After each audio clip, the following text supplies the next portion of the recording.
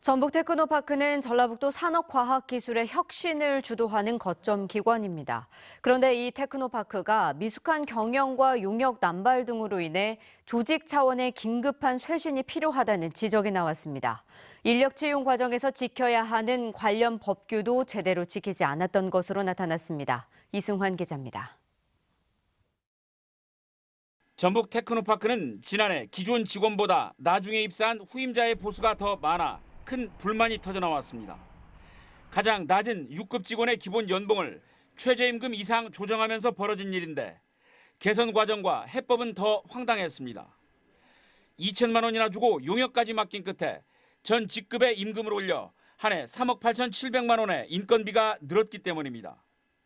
직급별 연봉 인상액은 평균 177만 원에서 425만 원, 5급 직원 가운데는 681만 원이나 오른 사람도 있습니다.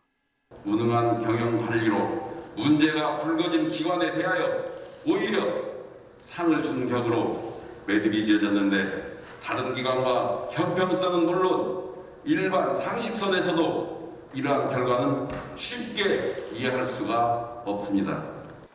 용역 발주에도 적지 않은 문제가 드러났습니다.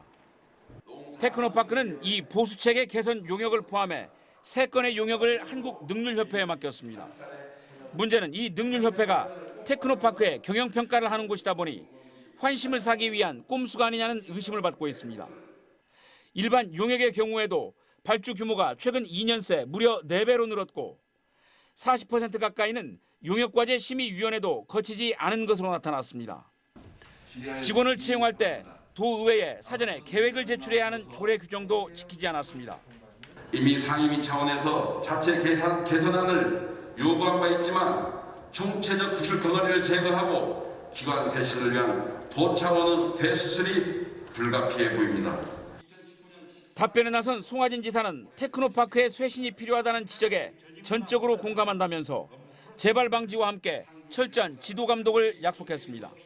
경영 성과 평가를 강화하는 한편 기관을 혁신하고 지역산업 유도에 육성에 선도적인 기관으로 거듭나도록 지원 및 지도 감독을 강화해 나가겠습니다.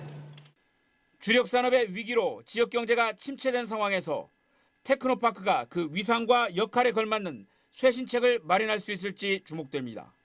JTB 뉴스 이승환입니다.